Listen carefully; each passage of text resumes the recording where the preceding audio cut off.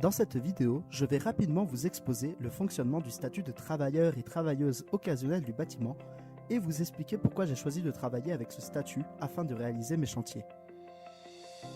Tout d'abord, le statut de travailleur et travailleuse occasionnelle du bâtiment, que nous appellerons TOB pour éviter de longues répétitions, est un statut qui fonctionne sur le principe d'embauche par un particulier ou une particulière employeuse.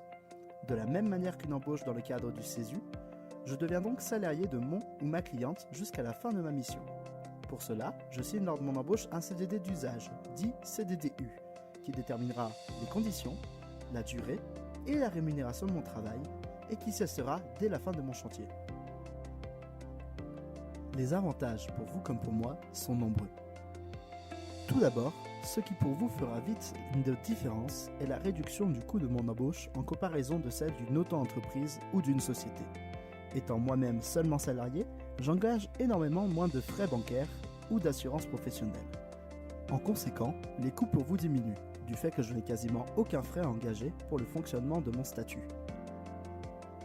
Contrairement au statut d'auto-entrepreneur, construit sur des bases très libérales, mon embauche permet aussi de continuer d'alimenter le pot commun de l'assurance chômage, bénéfique pour tout à chacun.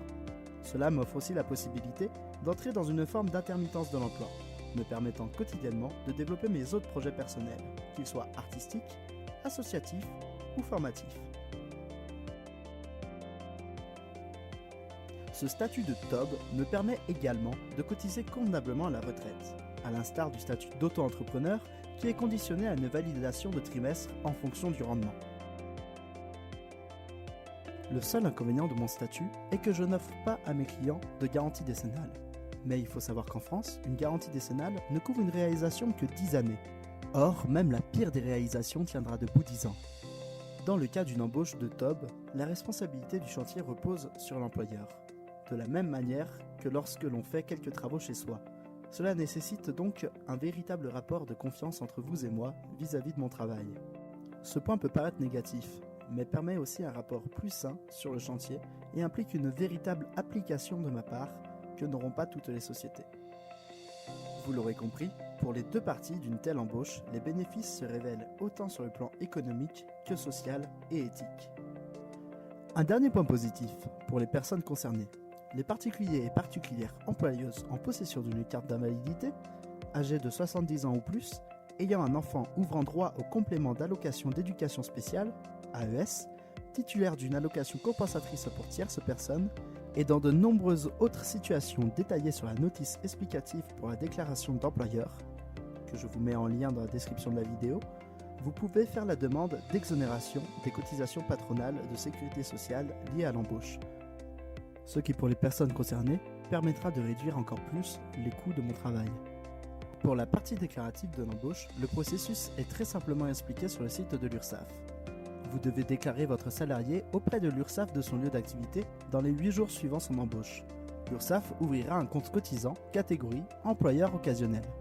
Votre URSSAF vous adressera ensuite, à la fin du trimestre, une déclaration nominative simplifiée que vous lui retournerez en complétant le nombre d'heures effectuées par votre salarié et le montant du salaire versé.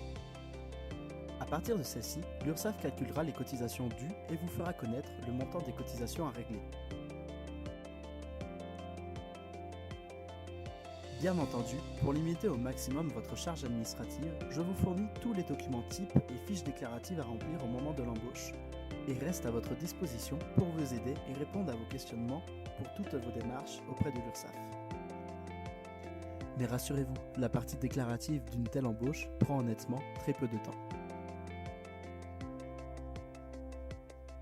J'espère que cette vidéo vous aura permis de découvrir et comprendre le statut de TOB, que j'utilise depuis maintenant plusieurs mois.